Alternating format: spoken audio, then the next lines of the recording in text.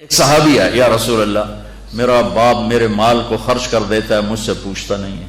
تو آپ نے کہا بلاؤ اسے۔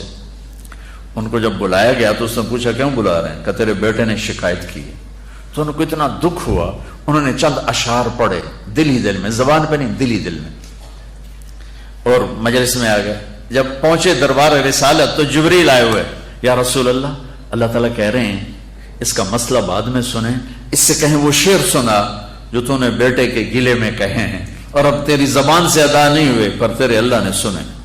تو آپ نے اس سے فرمایا اچھا بھی تیری گل تو میں بعد میں سنوں گا، تو پہلے میں نے شعر سنا۔ انہوں نے کہا اشہد انک رسول اللہ، میں گواہی دیتا ہوں آپ اللہ کے رسول ہیں۔ یا رسول اللہ میں نے دکھ میں چند اشعار زبان سے نہیں دل ہی دل میں دہرائے تھے اور آپ کے رب نے عرشوں پہ سنا، واقعی آپ کا رب بھی سچا اور آپ بھی سچے۔ آپ نے کہا کیا کہا تھا؟ کہا میرے بیٹے جس دن تو پیدا ہوا ہم نے اس دن اپنی ذات کے لیے جینا چھوڑ دیا، ہم نے تیرے لیے زندگی کا سفر شروع کیا، تجھے ٹھنڈی چھاؤں میں بٹھانے کے لیے گرم ہواؤں سے لڑا، تمہیں ٹھنڈی ہواؤں سے بچانے کے لیے برفانی راتوں میں کام کیا، تیری ایک مسکراہٹ دیکھنے کے لیے ساری ساری رات تڑپا، ساری ساری رات اپنے آپ کو کوہلو کے بیل کی طرح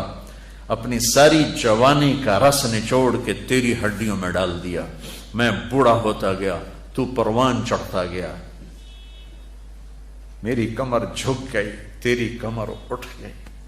میری ٹانگوں سے جان نکل گئی، تیری ٹانگیں مضبوط ہو گئیں، میرے ہاتھ کانپنے لگے، تیرے ہاتھ مضبوط ہوئے، میں لڑکھڑانے لگا، تو اترانے لگا، تو مجھے خیال آیا کہ جیسے میں اس کے لیے دھکے کھاتا تھا،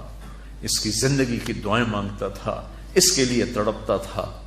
چلو آج میرا یہ سہارا بنے گا۔ لیکن جب تجھ میں جوانی کی لہر دوڑی اور مجھے بڑھاپے نے کھا لیا، جب جوانی میں تجھ میں رنگ بھرا اور بڑھاپے نے میرے رنگ چھین لیے، جب جوانی نے تجھے سیدھا کیا بڑھاپے نے مجھے ٹیڑھا کر دیا، کمر جھکا دی، تو ایک دم تو مجھے ایسے گھور کے دیکھنے لگا، تیری آنکھیں ماتھے پہ چڑھ گئیں اور تو مجھے یوں دیکھنے لگا جیسے میں نوکر ہوں، تو باپ، تو مالک۔ تو میں نے اپنی 30 سالہ زندگی کو جھٹلا دیا کہ ہاں ہاں میں باپ نہیں ہوں، میں نوکر ہوں، یہ میرا سردار ہے، اگر یہ بیٹا ہوتا تو یوں تو نہ کرتا۔ اس نے میری راتوں کے تڑپنے کو بھلایا، میرے گرمی سردی سے لڑنے کو بھلایا، کولو کے بیل کی طرح میرے چکر کاٹنے کو بھلایا، اپنی خوشیوں کو دفن کر دیا اپنے سینے میں، قبرستان بنا دیا اپنے سینے کو، اپنی خواہشات کا اور اپنی خوشیوں کا، اور آج تو مجھ سے ایسے بات کرتا ہے جیسے میں نوکر ہوں اور تو میرا آقا ہے۔ اچھا میرے بیٹے میں نوکر سہی، تو سب، پر میں تیرا پڑوسی، تو بندہ پڑوسی سے پوچھ ہی لیتا ہے کیا حال ہے، کوئی ضرورت تو نہیں، اتنا ہی پوچھ لیتے۔ دیکھو میں آج رو رہا ہوں، یہ بڑے دردناک اشعار ہیں، میری اردو میں اتنی وسعت نہیں ہے کہ میں ان اشعار کا درد سمجھ سکوں اردو کے الفاظ میں، لیکن اتنا بتاتا ہوں کہ میرے نبی روتے روتے ہچکی لگی،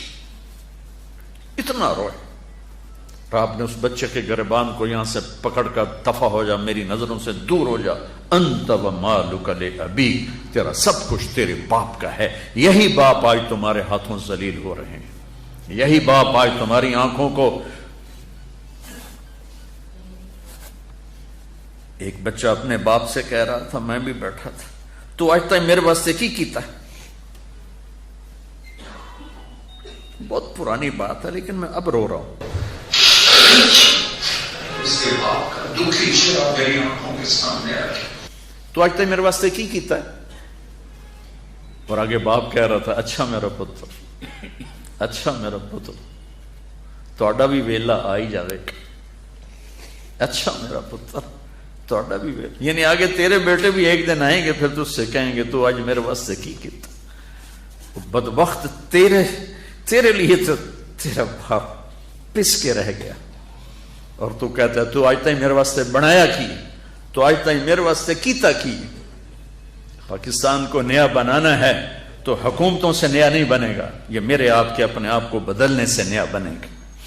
پاکستان کو مدینے کی فلاحی ریاست قانون سے نہیں بنایا جا سکتا، قانون کی قیمت کاغذ کے پرزے سے زیادہ نہیں ہے۔ یہ دل کی دنیا آباد کرو گے عشق مصطفیٰ سے اور اپنے رب کے عشق سے اپنے دل کی دنیا آباد کرو گے تو یہ زرخیز زمین بنے گی، پھر یہاں اسلام کا پودا اور اسلام کے بوٹے یہاں پھول پھل کھلیں گے۔ تم اپنی ماؤں کے پیر دھو کے پیو گے، اپنے باپ